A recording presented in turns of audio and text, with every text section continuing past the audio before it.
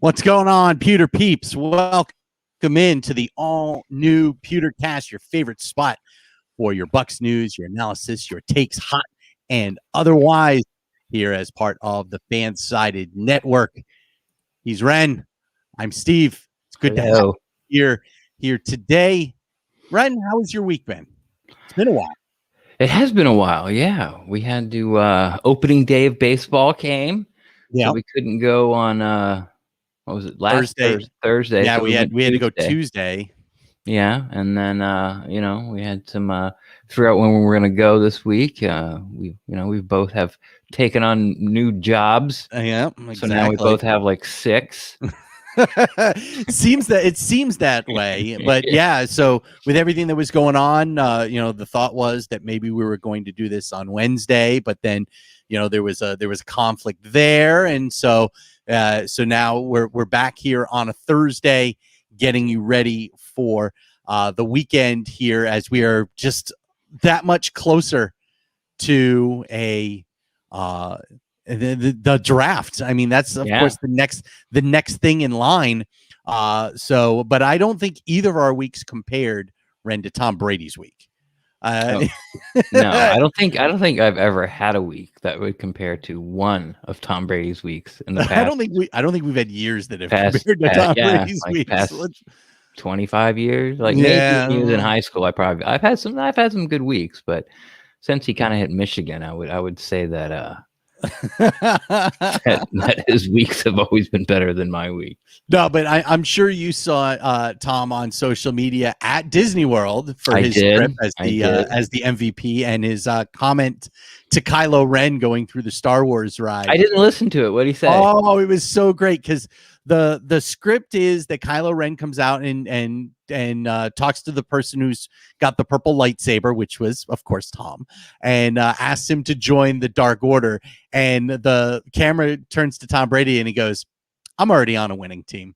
That was like, that is perfect. Yeah, that was a great line. He's very good at social media. Yeah, he is. For someone that didn't get into Twitter until 18 months ago. I mean, he really didn't do a whole lot of Twitter. Yeah, he didn't do a whole lot of Twitter until he joined the Bucks. Wasn't even on. He wasn't. I don't think he was even on Twitter till he left the Patriots. Yeah, like when it was, well, I guess when that season ended, he hadn't officially left, but he wasn't on the team. He was, didn't have a contract. Mm-hmm. So, yeah, then he went on Twitter and then went on Howard Stern, and he's been a barrel of monkeys ever since. Oh, I know. It's so funny to think that he has been just absolutely fantastic on social media. Just such a fun follow. And I remember being at WDAE, we tried to get Tom on all the time, and it's so difficult because he's Tom Brady. Because he says no. Although I say, you guys sweeten the pot, would you try to bribe him with money or gifts? Of course. I mean, you think about it, what's the easiest way to get someone on, and that is to show them the money. But I have a feeling that though he doesn't need it. But I would assume that his asking price is well out of our budget range. Yeah. So, but I really have enjoyed, even the chase of trying to get Tom Brady on was fun for me. So, did you ever get to talk to him? Hey Tom, are you gonna come on? He's like, no. Here's what are the steps for a producer of a show to try to get someone like Tom Brady on? Who do you have normally you have to go through. Normally you go through the team. Okay. During the season, so someone from the team's communications department, and for it being Tom Brady, that would be Nelson Luis, right, who is the head honcho, and normally they say no. Outside of the season, you can go through their agent or whoever else is representing him. You can try and find a back door to the process. I know that with Rob Gronkowski, I actually did have someone that had an in with Gronk, and we were going to have Gronk on if I didn't get let go. So sorry, just John. Need to wait one more week, guys. All you had to do was wait. All you had to do was think about it. but oh well. So that is but yeah, Tom Brady is just it's such an enjoyable follow on social media, and watching him do that whole thing at Disney World this week was a lot of fun. And we got plenty of other things to when it comes to Tom Brady, but this week's show, because we are almost right upon the draft, and with everything, the plan for today's show is to go full on mock draft Dueling style, mock drafts, which should be fun. We're doing them simultaneously, both drafting for the Buccaneers and running the same simulator program. But of course, by the time we get to 32, different players will be available. And as we go down the line, and we're going to see where we're at, then we're going to let people vote. I think this is a good time as we're talking about the draft, just to remind everyone that we will be out there at Big Storm Brew along with Joe Bucks fan. They invited us out there. I'm going to put this up on the screen very quickly. We will be holding a raffle. What we're going to do is for $10, you get a beer and you get a ticket to go ahead and get this poster of the second Rob Gronkowski touchdown. So, you pay your $10 and you get a ticket to try to get this poster, and we buy you a beer. So that's one thing we'll be doing out there. We're going to be out there all day. Still really haven't made the plans on if we're going to, live stream the whole time or take breaks or when we're going live. All that will come very soon. But there are still details to work out. There's still details, exactly. But if you're looking to go hang out with some Bucks fans and watch the draft, till midnight, come out and see us, and Ira will be out there, of course, and Stevie. That's right. We're gonna have Ira Kaufman. Maybe he'll step by. You never know. We might bring an extra microphone for Mr. Kaufman to be interviewed by Mr. Kaufman. Yeah. So Ira. Give me some Tommy Cuban stories. Come on. If Ira comes on, I'm just gonna step away, and I'm just gonna interview Ira as Ira. Ira, I've known the Ira dueling now. Iras. The dueling Iras. That would be hilarious. And I've known Ira now close to 15 years, and just I don't find anybody more entertaining and more engaging. He's very engaging to me. He and I will go back and forth, and he's that way. Roy Cummings is that way with me as well, although Roy and I are more baseball. If he sees me at the Advent Health Training Center, or when he did see me at the Advent Health Training Center, the first question was always, "Hey, wait a minute, isn't there a Rays game today?" So he and I will go very heavy baseball at times, but Ira's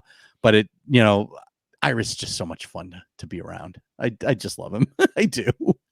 All right. I'm an Irish shill. Yeah. So that's where the impression comes in. So yes, we will have the dueling Iras.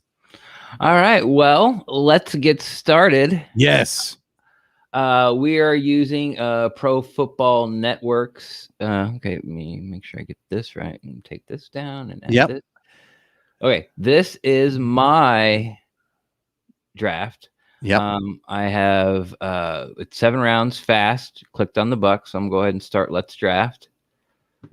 And what's cool about this one is trades. They'll offer you a bunch of trades. So right away, here we go. I can drop down one spot and pick up Jacksonville's 7th round in 2022. I don't think so. I'm gonna select the next one. Go drop down to 48. Get Vegas' 2nd and 3rd. And I got to give up one. I got to give up 137. Those are the only 2 I have. Let's see who's on the board. Christian Barmore, not a chance. We click the offense. I'm going to look at the running backs. Javonte Williams there. Michael Carter still there. Gainwell still there. Javonte Williams is that's tempting. He'll probably be gone if I take that trade. Edge.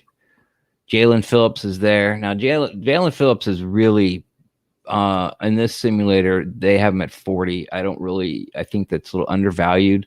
I think they're relying heavily on sort of his,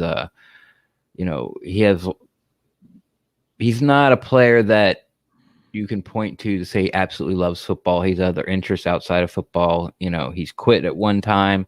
He has concussion issues. So I think all of that kind of puts him where he is, where he is in PFN's mock draft simulator. Mm-hmm. That's almost like there's Jalen Phillips as an edge rusher, and then there's everybody else different. Like he's the guy. So that's tempting. Let me look at the trade again. No Jacksonville. Okay, so I can pick up a second and third next year, which I've talked about on other shows. Like, this isn't the best draft. So if you can pile up, and I got to go back 12 picks, Phillips will be gone. Yeah. Williams will probably be gone. Probably. Ooh, so do I try to win this bet like right off the bat by taking Jalen Phillips?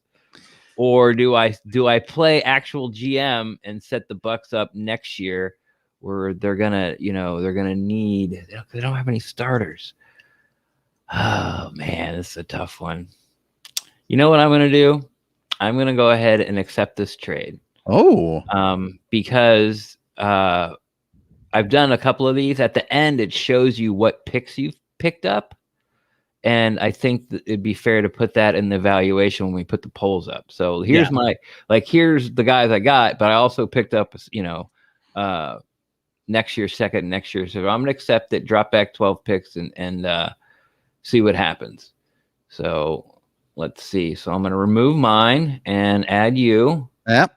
So I'm the same way, 7 rounds, fast speed, and you have me, and I have the Bucks selected. So let's draft. Of course, I have an older laptop, so we'll see. Maybe we won't. Great show, folks. Thanks for stopping by. Yeah. So as we come through here, as we come down to 32. All right. Now I have a couple of offers here. This one from Detroit, which would have me drop down to 51, but I also pick up their 112, which is that a 5th round pick, I believe. It's close to a top 100, which is usually considered a premium. Yeah, or a pick. 4. Yeah, so that's either a back of the 4th or a top of the 5th pick, and then a 2nd round pick next year, which I like that one a little bit. Let's see. The Saints. The Saints. Division rival. All right. What are they offering? Now the Saints want me to give them this pick and 95, which is round 3. So it would be the 1st and the 3rd for pick 60, pick 98. So for a 2nd, a 3rd this year, and a 2nd and a 3rd next year. That's interesting. That is interesting. And you got another trade to look at. And I still have one more to look at. So we will take a look at this offer. This is from Seattle. They want this pick and pick 176. And I will move down from 32 to 56. So 5 spots lower. But I also pick up a 2nd and a 3rd. No, it's more than 5. You can try. No. But I'm saying this one's 51. Oh, I see what you're saying from the Detroit. Gotcha. Yeah, my first pick would move down 5 additional spots from the Detroit one. Right. Okay. So this one is 9 spots down, but I get a 2nd and a 3rd next year. All right. Well, who's on the board? Is there anybody you can't live without? Let's see here. Oops. Let me get over here. Let's see here. Lots of edge rushers. Zaven Collins from Tulsa is an interesting one. He is. Like that would be. I mean, I've seen some of these. He's a guy that plays edge in college, but they think he's really gonna play off-ball linebacker. Yeah. So he could be a guy that, and I think this is going to be a position that starts to be a new position in the NFL. I've talked about in years past how, there used to be these tweeners and then they just turned into edge rushers. Yeah. Well, guys such as like Devin White and Zaven Collins, who can play off ball, but as they're developing in coverage, you can keep them on the field and put them on edge for obvious passing downs and use their speed around the edge until, they develop a little further down the line. So how the safety, the good safeties are now playing hybrid nickel corners. Yep. I think the really fast, athletic, top tier 1 inside linebackers are going to start playing edge on third. Yeah, I think this might be the only because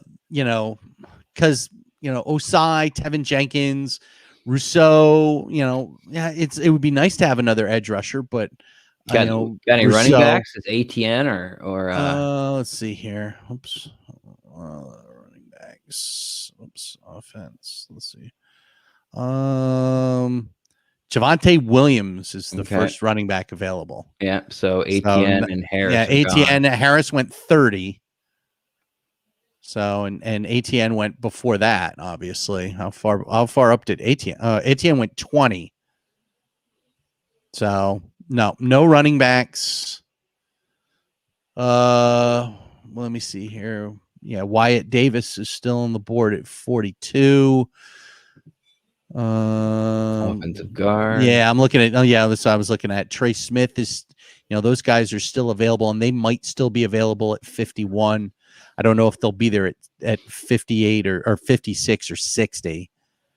I don't know. As much as I don't want to trade with the Saints, that's the best offer. Yeah, I like that offer, man. I like that. I like that offer better than I like the other two, and really, I like that offer better than any of the people that I would take. And you get 2 second rounders. You get their second right now, and you'll have your second. Yep. Yeah. I'll have their second at 60 and mine at 64.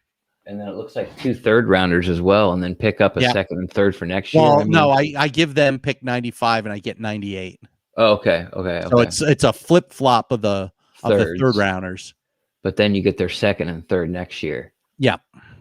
I think I'm going to take that one. I would too. So we'll go there. All right. So I'm going to remove yours, put mine back up. All right. And I have another trade offer from Pittsburgh. It's another third rounder for next year and drop down 7 more picks. And I got to give up 259 as well. Jalen Phillips is still there. So I think that's going to be a no from me. And Javonte Williams is still there. Oh, Lord. Wow. Okay. Man, I'm going to take Jalen Phillips. I'm going to gamble on his health as of today. Yeah. I'm taking Jalen Phillips at 48. Wow. Here you go. All right. So for mine, I have a couple of trade offers. Washington has offered me to trade out of 60 and move down to 82. Then so that would be out of the second round and into the third round. I would also have to have a second, but you do have the Saints second round pick. You still have a second round. You do. Yes, I would still have. I do. I would have to. I would still have. I still have their. Or I'm sorry. I would still have theirs at 64. Mm-hmm. I'm sorry. This is theirs and mine. Mine is 64, I believe. I would be trading theirs to move down to 82. I would also have to give up my 7th round next year, and I would get their 3rd next year. And then the other piece is that I would back. The Lions are back. They are looking to give me 72, which is, in the 3rd round. And they would give me their 4th round pick, I believe, which is at 112. Yes. Yeah. And I would have to give up my last pick, which is 259. Let's see what we got. Let's see. Michael Carter is still there on the board, but I think he would be there at 64 as well. So and Gainwell's still there from Memphis as running backs. Yep, Gainwell is still there as well. Looking at interior offensive linemen, let's see. Unfortunately, let's see, Landon Dickerson went 50. That was the guy that I was looking at. And Wyatt Davis went 42, of course. So we've got Ben Cleveland at 89, Kendrick Green from Illinois at 98. Let's see here. Quinn Miners is still there. That's the Jason Light pick right there. Yeah, it is. Wisconsin Whitewater. Let's see what we got defensively. What do we got? Oops. This is where I wish I still had. All right, let's see. Interior defensive lineman. Tommy Togiai is still there. Marlon Tuipulotu. That's probably a third or a fourth. Dr. Bobby Brown from Texas A&M. Let's see. Oh, man. Linebacker. Gerald Cox is still there. I'm almost tempted to take Jabril Cox here.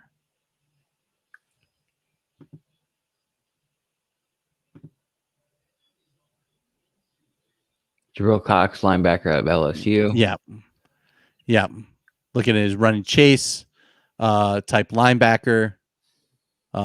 Tremendous depth on his pass drops, so you can use him in the pass game, which I like.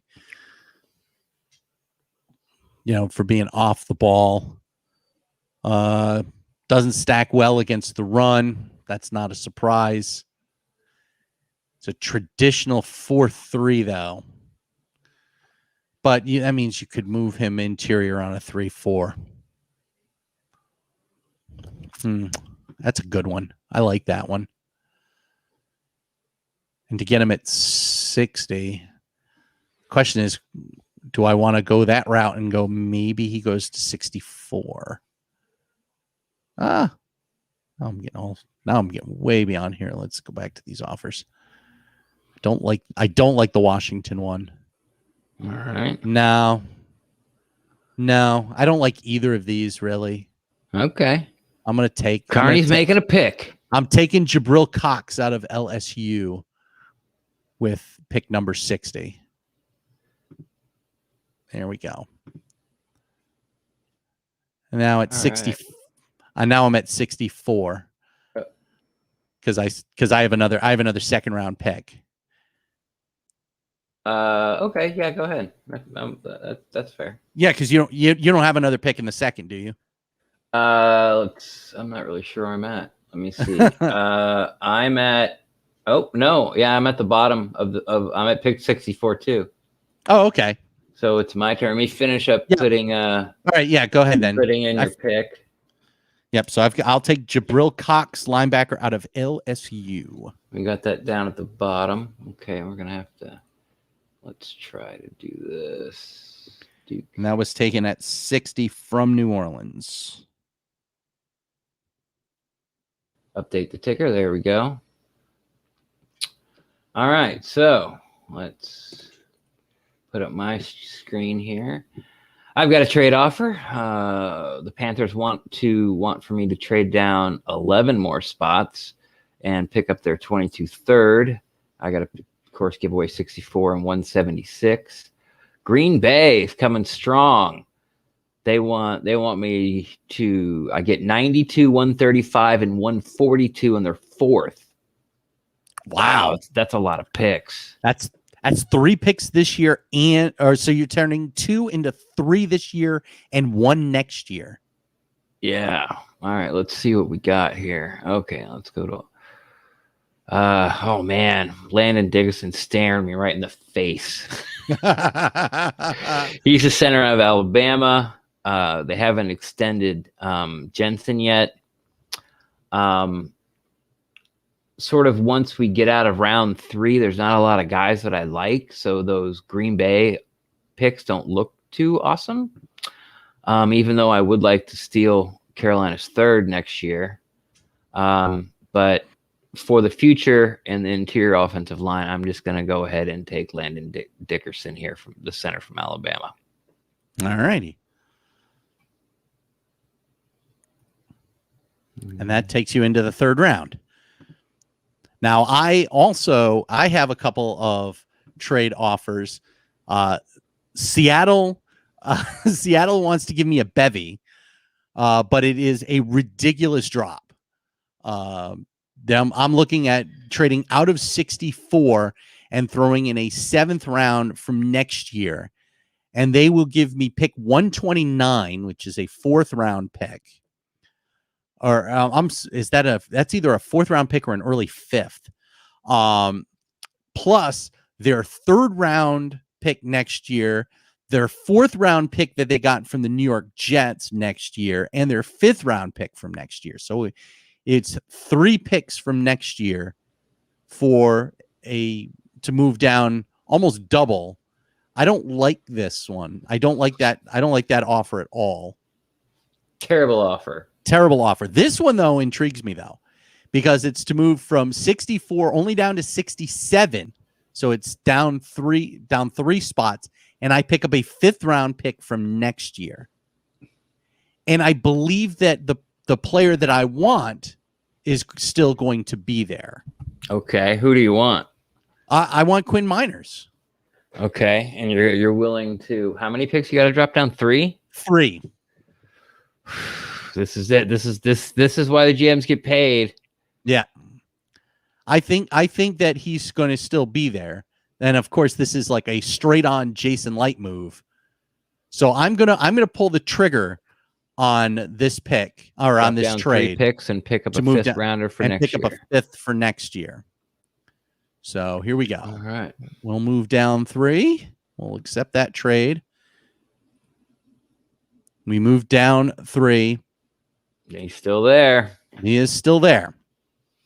I do not have any trade offers this time.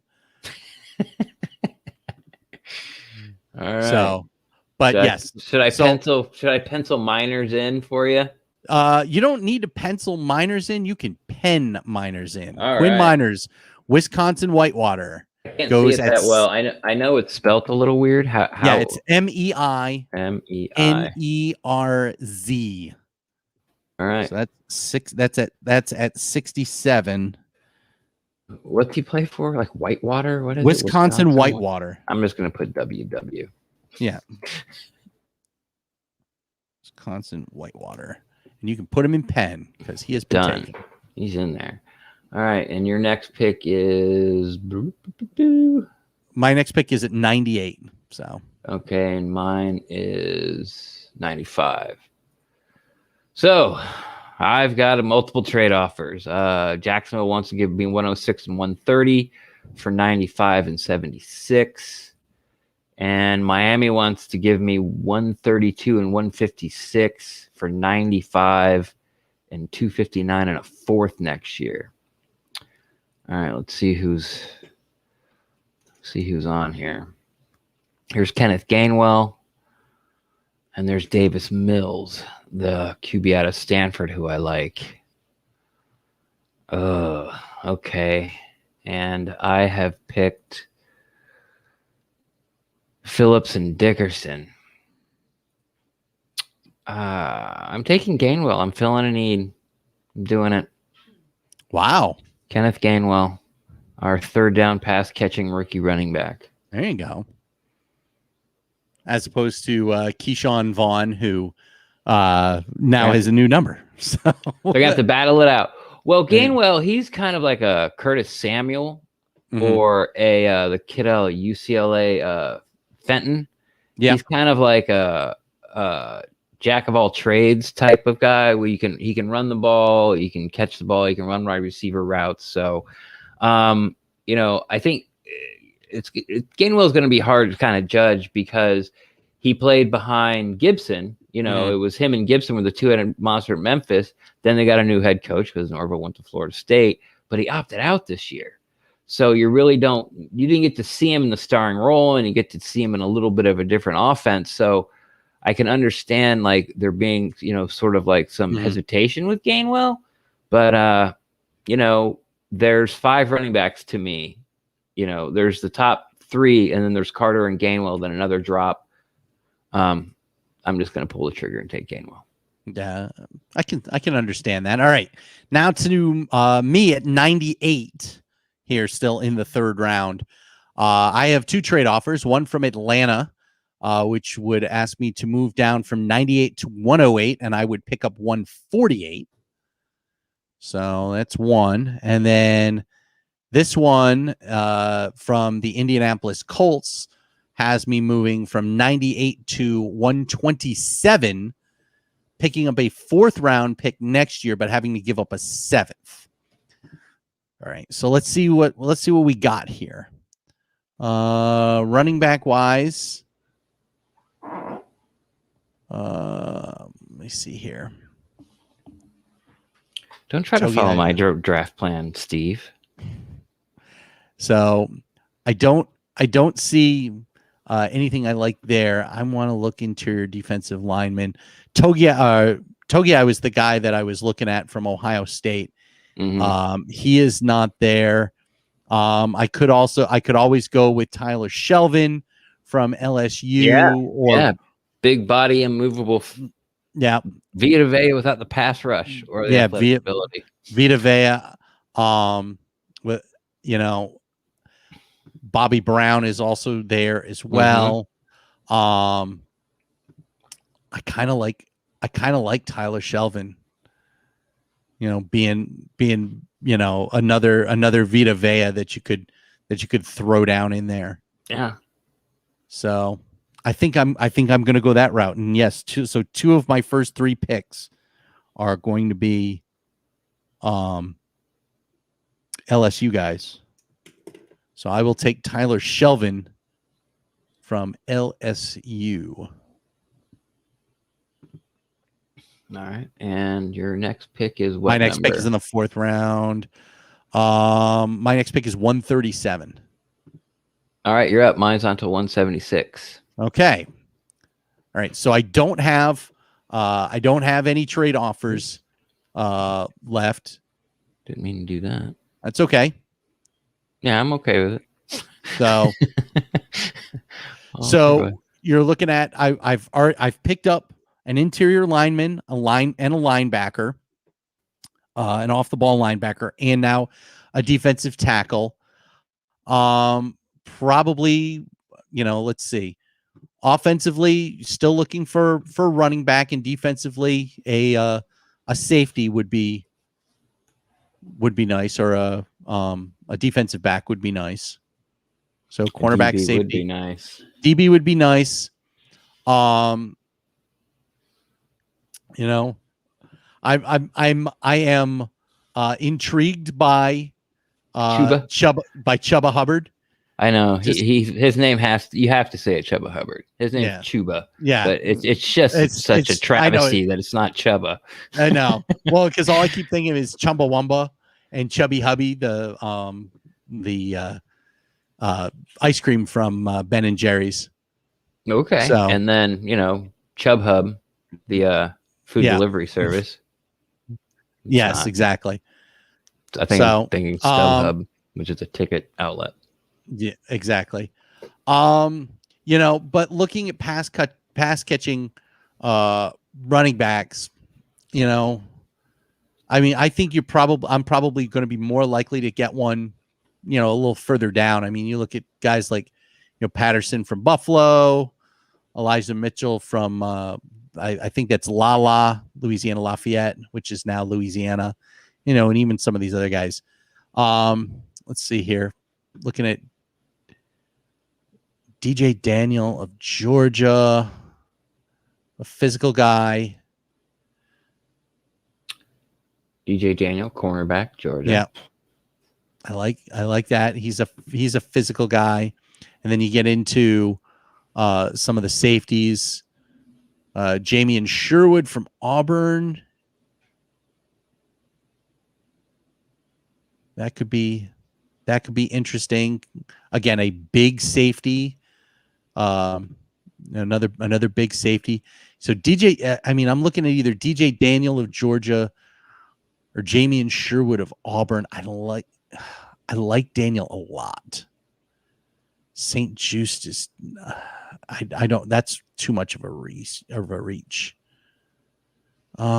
Yeah, I'm gonna go DJ Daniel from Georgia here at 137. You sure there's not an LSU player that you want? Yeah, no, there's no LSU player that I want here. But Daniel. I am sticking in the SEC. So DJ Daniel of Georgia at 137. All right, he is. My next one's at 176. So, and mine is at 176. You've gone twice. I'm just going to go ahead and go. Yep, go for it. I have no trade offers. I got Marvin Wilson at the top of the board from Florida State. Gotta take him. Come Chauncey on, no. Thank you, Mark Cook. I'm good. Chauncey Golston, edge, Iowa. I already have an edge.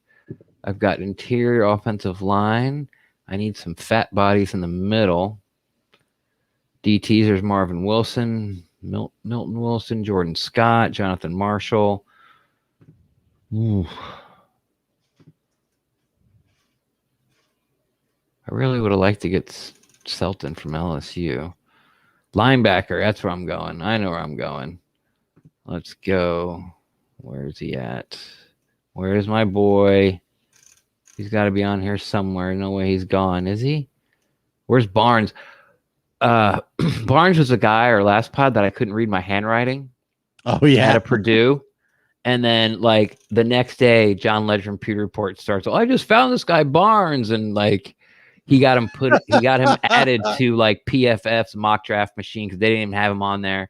Like, no. He got it added to TDN's mock draft machine. They didn't have him on there. And I really thought that I'd be able to find him, but he's not here.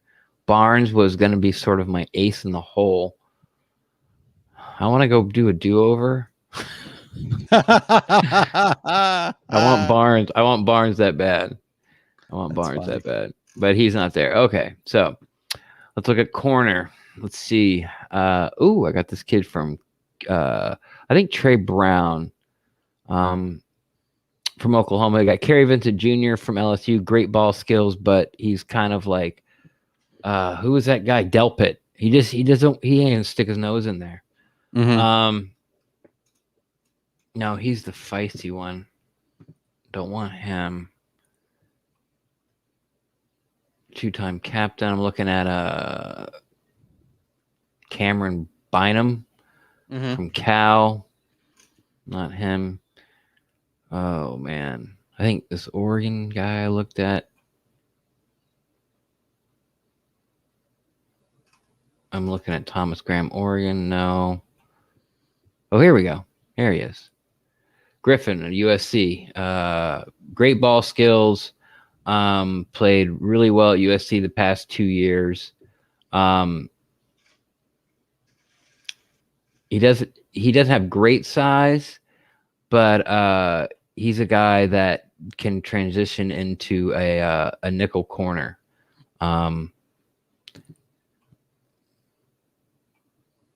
You know what? I changed my mind. I am going with Byron Mills, the cornerback at a North Carolina Central.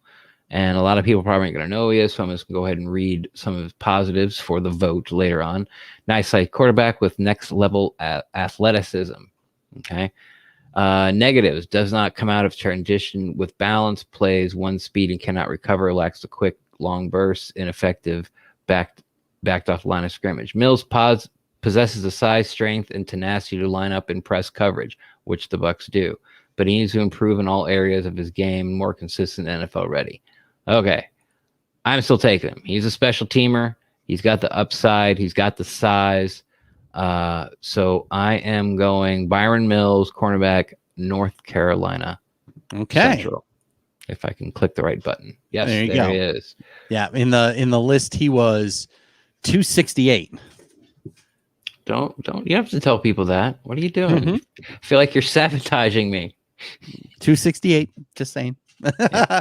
No, I mean, I trust me. Like when I go, I'm taking a look already at round 6 and round 7, and I'm going to be down that way, if not even further down that way. At some of the guys that I think could be very, very interesting, low risk, maybe higher reward type guys. Here at 176, for me, I'm sorry to interrupt. He was from North Carolina State, right? North Carolina Central. Central. Yeah, okay.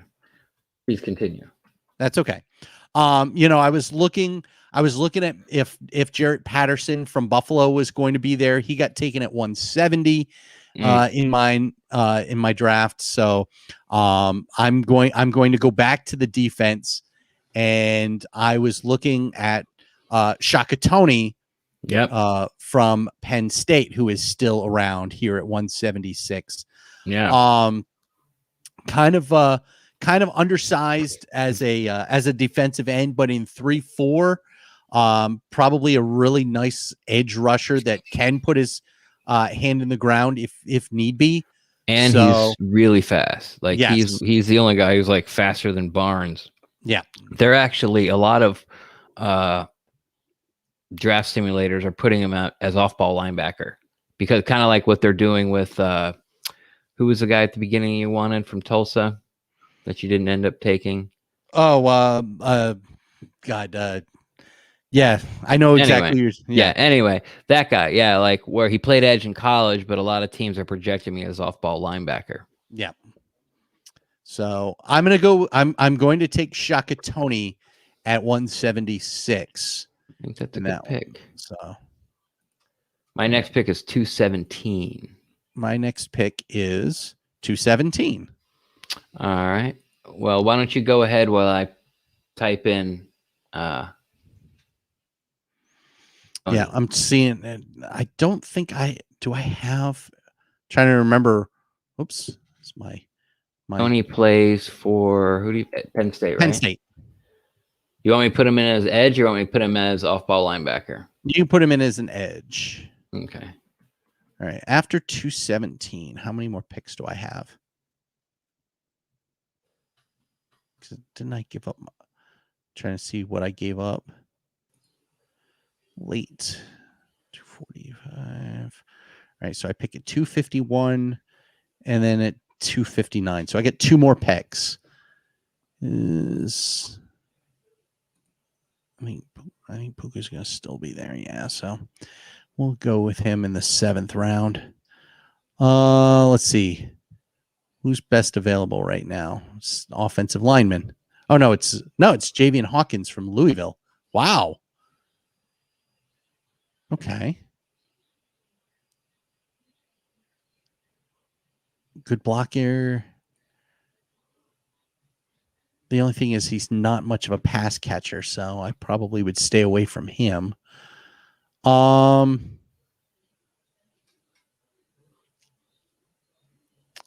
right, so here at 217, let me see here.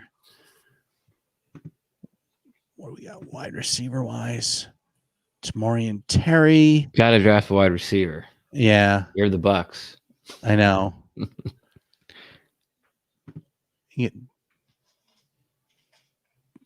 Not quick off the snap. Does not show a burst. Must pick up blocking. For Tamorrion Terry, Dax Milne is interesting only because,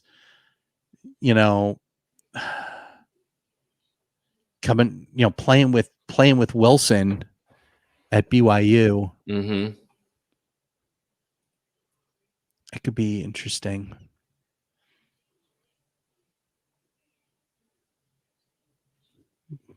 Yeah, you know what? I am gonna take him just because he'll go from playing with a pretty good quarterback in college to having an opportunity to catch throws in practice. And who we go with? What's his name? I think I'm going to go with Dax Milne, Milne from BYU, wide receiver. He had a big year at BYU. All right. Well, that brings it to me. I got my guy Yep. all picked out. I'm taking the Fatty Boombalatti from Oregon. Go ahead and pull him up for everybody there. Jordan Scott. Immovable object. Probably nothing in the pass rush. Needs to be developed. If he makes the team, it'll be good. But a possible, upgrade could slide into Nacho's role next year. Just an immovable fire plug in the middle, but really can't do much else. But here in day 3, you kind of take guys that have one really good trait, or this is where your punters, your kickers, your return guys, third down backs, guys that do one thing well. Flyers, like Scotty Miller, he just runs fast. Okay, we'll see what he can do. So that's what I'm doing with Jordan Scott here. I got to get younger along the defensive line, and so he is my pick if it lets me. There we go. All right, my next pick is 251. Where are you at? I'm at 251 as well. All right, well, go right ahead. Yeah, I have 251 and 259. What do you have? I have 251 and 259. All right. I am going back to the back. In fact, I think both of my final 2 picks are both going to be offense if they are still there. My second to last pick here, I was looking at offensive linemen again. I was looking at Larnell Coleman, but he's projecting to be a right tackle, and it seems like they already have a right tackle. So I'm looking for someone that can work on the, or be a swing tackle, and that's where I think that Larnell Coleman might be the guy that I'm looking at. You're looking at a tackle, long arms, big wide base, a guy that can develop, and you can work with him on both sides. He played left tackle in college. He's projected to be more of a right tackle, but his experience at left tackle may help him. So I'm going to go with Larnell Coleman, offensive tackle from UMass at 251. Right. I'm taking another flyer at 251. I'm taking Pro Wells, a tight end. Gronk's going year to year. We got OJ, you got Cam. We lost Sinclair. So we need to get another guy in the hopper here. His name's Pro, so there you go. That's funny. He's one of these guys that I guess you would for Bucs fans, I would equate him closest to ASJ. Safarius Jenkins. I was going to say, is this before with the Bucs or after the Bucs? Because those are 2 different guys. He's a guy who's got all this, has got all the talent. Has got the size, got the speed, got the hands. Just really hasn't put it together. A little bit of it is because TCU just didn't kind of use him. Kind of like Bruce Arians before this year with tight ends. Like, didn't really matter who you had at the tight end. You're not going to throw him the ball. But he's got all the traits. He's got all the intangibles. I shouldn't say he's got all but he's got all the traits. And again, day 3, you draft traits. And so I'm going with Pro Wells, tight end TCU. There we go. So that leaves us each with Mr. Irrelevant. Yes. Here, pick number 259 this year. Mr. Irrelevant for me is going to be a guy that I'm going to use as the third down back, as a battle for third down back, a guy that can play special teams and be a kick returner, has some good burst, and has played in an offense that I think can relate well to Bruce Arians, and has a great name, and that is Puka Williams from the University of Kansas. That he will be Mr. Irrelevant for me. All right. And for me, I keep forgetting to switch the streams back and forth. And finally, for me, I'm keeping with Mr. Irrelevant. The Bucks actually have Mr. Irrelevant on their team right now, and I'm going with someone who plays the same position. I'm taking Evan McPherson out of Florida. He's a kicker. He's easily the best kicker in the draft, and I'm going to hide him on the practice squad, and that's that. And that's what I'm doing.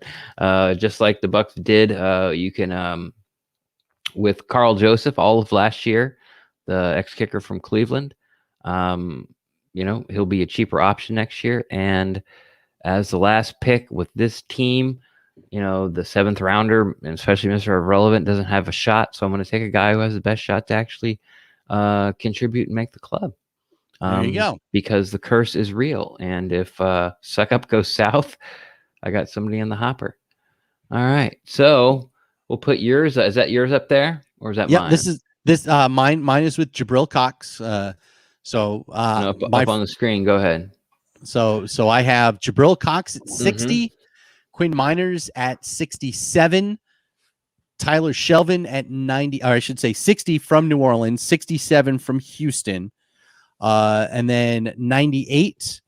I took Shelvin, Tyler Shelvin from LSU. Right. DJ Daniel at 137, cornerback out of Georgia. Shaka Toney, the edge rusher out of Penn State, at 176. Dax Milne, the wide receiver from BYU, at 217. And then in the 7th round, Larnell Coleman, offensive tackle from Massachusetts, along with Puka Williams, the running back from Kansas. And in addition, I picked up 3 draft picks for 2022 as well. New Orleans' 2nd and 3rd round picks and Houston's 5th round selection. Very nice. I like that. Mine, I got the best edge, Jalen Phillips in the draft. I got the best center, Landon Dickerson out of Alabama. I got the best running back, easily, Kenneth Gainwell. That's not true. Gainwell out of Memphis. Then, according to Carney, I completely overdrafted Byron Mills, cornerback in North Carolina Central. I like his athletic ability and his size. Then I went for a movable object at 217, Jordan Scott, defensive tackle out of Oregon. Then I brought in some guys that'll help the team down the road. Possibly Pro Wells, tight end out of TCU. Good size, good speeds, got it all. And then the best kicker in the draft, Evan McPherson at 259. And I picked up true draft picks as well. Las Vegas is 2nd and Las Vegas is 3rd. Those are pretty good drafts. I got to be honest. Yeah.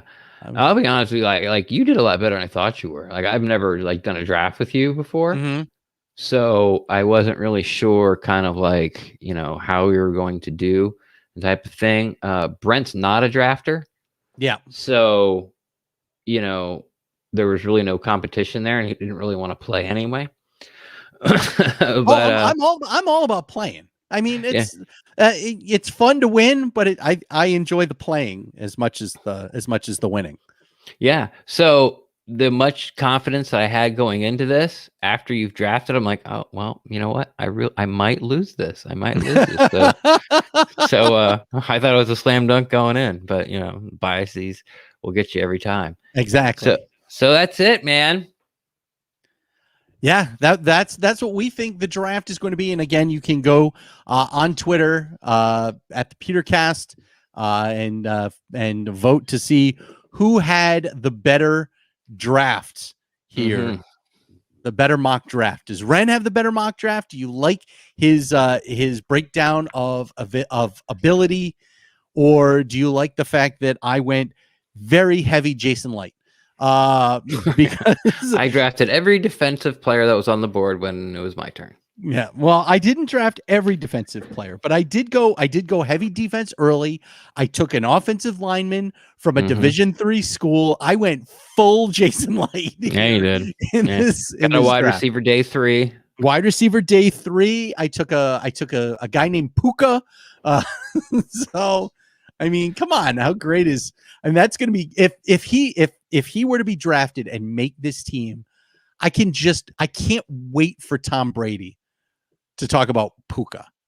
You give him a nickname. Well, he didn't need it. He's already got his nickname. He's Puka.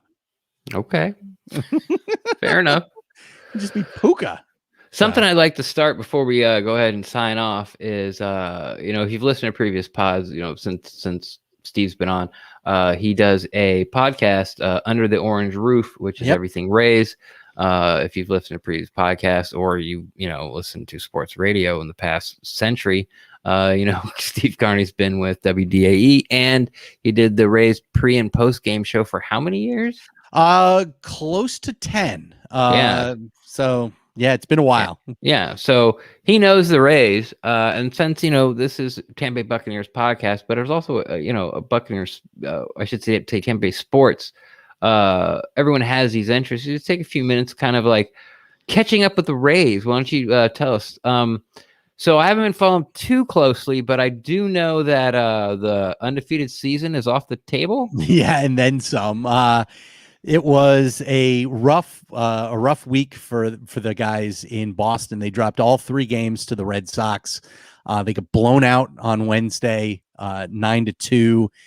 They lost in 12 innings the night before and got blown out in the first game on Monday. So yeah, it was not pretty. They're now 2-4 on the season.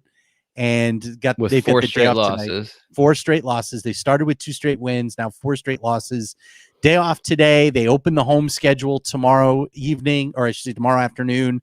The Yankees are in town. They'll raise the American League Championship banner at Tropicana Field, and there's going to be 9,000 people in the building for the first time in almost a year and a half. So I'm excited. Cool. I'm excited.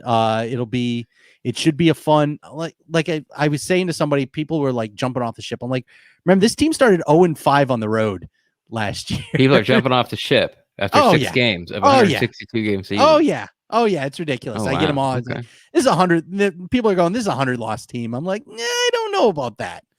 So, but there are some scary things like pitching and defense is what the Rays has been built on as far as I can remember. And they've gotten hosed on both of them here. So yes. And the bullpen doesn't seem to be up to snuff as it was last year. Last year was lights out. Agreed. So it was a very high bar. So pitching, defense, hitting, bullpen after 6 games, this doesn't matter obviously, but most worried to least worried. Most worried is the starting pitching. Okay. Next, what I would say is probably the defense, and last is the bullpen.